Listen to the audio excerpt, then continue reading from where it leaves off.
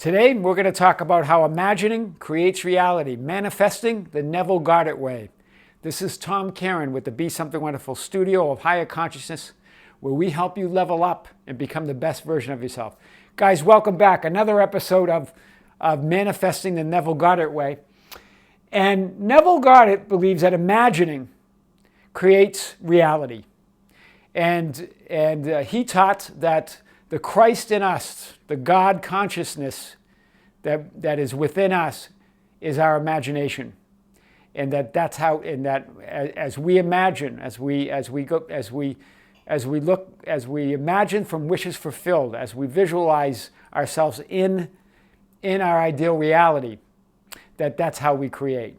So powerful stuff. We've talked, of course, about Neville, but tonight I want to take it right on from this idea of imagination. And he used to say, imagine better than the best you know. He knew, that's what he taught. He was an example of it. And he talks about lots of examples in his teachings, and we're going to bring out some of those.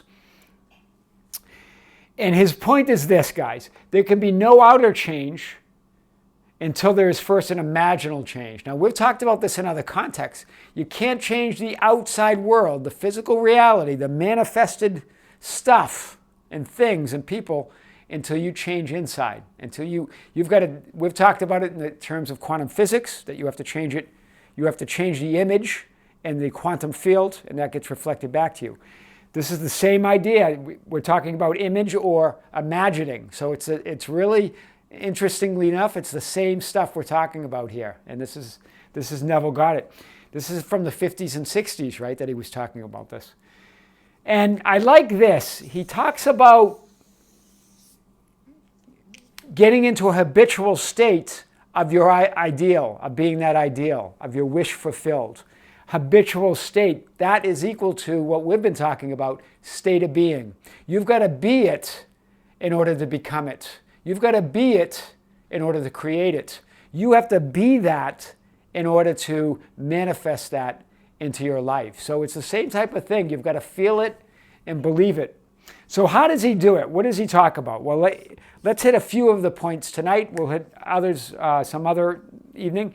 Self-abandonment to the wish fulfilled. You've got to abandon who you are to your wish fulfilled. So whatever your situation now is, you've got to put yourself in that wish fulfilled, whatever that is, whatever that ideal is, and live it. This is his idea. He also points out that you've got to have faith. You've got to abandon yourself. You've got to have faith that imagination creates reality, that God within you creates reality. And he said also plus love, which I like. He goes, you've got to love it. You've got to be in love with your creations. You've got to be in love with who you are. This is a very important point. Very difficult to create if you're feeling unworthy, if you're feeling like you can't really do it, that ideal that you're wishing for, you don't believe it. This is the idea, guys. Faith plus love is very powerful, very powerful. I would even add gratitude to that, which would really put you in that state. And he talks about two types of imaginal activities. One would be a conservative one where you're creating from your memory and your senses. So really what he's saying here is we unconsciously create from what we see around us and from what I told you, from past experiences. So he's talking about memory. Memory means the past, right? You're remembering something from the past. We talked about that in a previous episode where we don't get into it. We create the same reality because we're remembering the past. Experiences from the past have an emotional charge to them, right? If you could look at the past experience without the emotional charge, without those deep feelings and powerful feelings attached to it, then that's wisdom, right? You can learn from the experience. If it was an experience you didn't want, you could look back at it, and if minus the emotional part of it, that would be wisdom. That would be you learning from the experience. But when you look back and you feel those same emotions, whether it's guilt or regret or anger or frustration, any of those, if they're not one of those elevated emotions like love, gratitude, joy, then you're going to create something very similar, something that you probably don't want out of your senses. That's what he called conservative, interesting.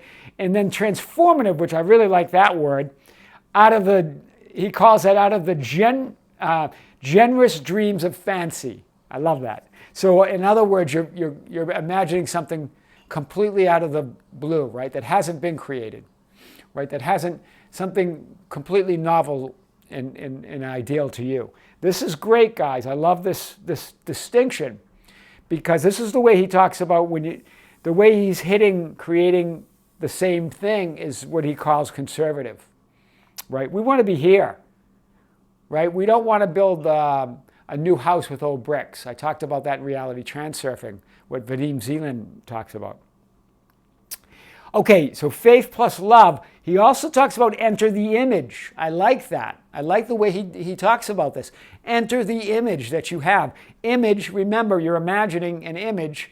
This ties into what we've talked about in quantum physics, where you don't want to focus on the reflection, which is the physical, already manifested reality. You want to focus on the image you're creating in the quantum field. He uses the same language, interestingly enough. Enter the image and think from it. This is really important. When we try to create, when we're struggling to create, we think of it. Oh, it would really be nice, like it's a dream. Oh, that would be really cool to travel the world and have a job like that. But we're not thinking from it. We're not believing it. We're not putting he always talks about putting all your vivid sensory perceptions in there, right? Act as if. So this is what he says. Act as if you are doing what you want to be doing or being who you want to be. And he calls that spiritual sensation. I like that. So the idea is, because we are spiritual, right? And we're mostly spiritual. The physical stuff that we've already manifested, even our bodies, that's a very small part of what we are. Although that's where we put most of our focus. That's why we create the same thing. That's why we don't create a lot of things new, right? But his idea is that spiritual sensation is act as if.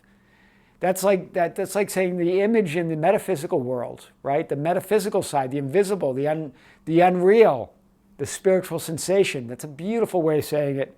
Ties right into the stuff we've been talking about in quantum physics. And then, to get back to this, God is the awareness of being. This is what he believes. We're going to talk more about this, the Christ in you. He uses a lot of scripture to prove his points, to really nail home how to do this, right? How to manifest.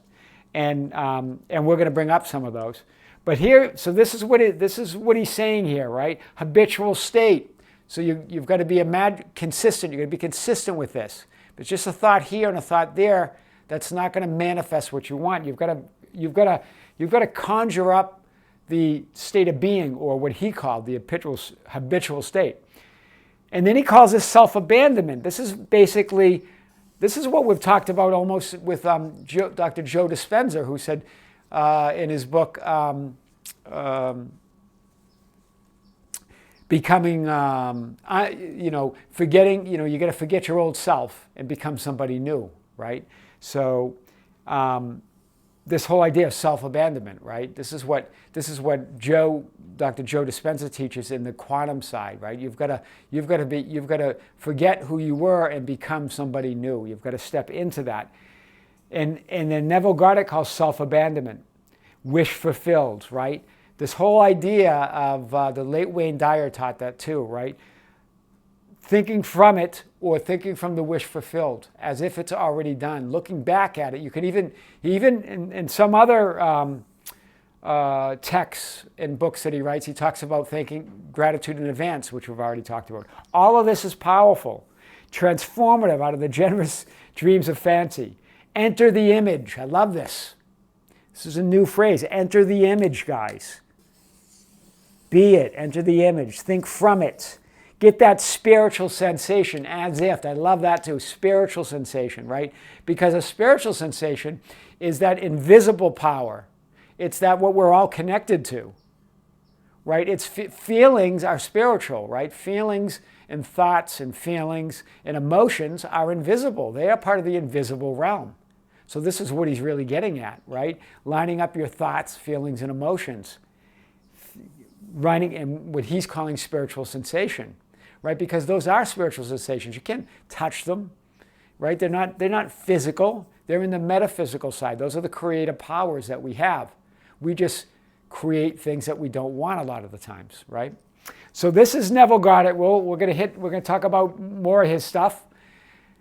Imagining creates reality, guys. Tonight or every day, every moment, imagine better than the best you know. In the next episode, we're going to talk more about how he talks about going into prayer. We've touched on that before, and it's almost a state right before you fall asleep. It's not sleeping, but it's that state very close to it before you do it. And he has a very interesting way to meditate and get into that allowing and creating state. Yeah, we'll talk more about this. This is Tom Caron with the Be Something Wonderful studio of Higher Consciousness in San Diego, California, where we help you level up and become the best version of yourself. Guys, don't forget to like the video, share it, make some comments. That's how we get the word out. Subscribe. There's a little subscription, a little icon of me with a headset. Subscribe to our channel and hit the notification bell so you never miss a video. Yeah. With great love, this is Tom Caron with Be Something Wonderful. Until next time. See you soon.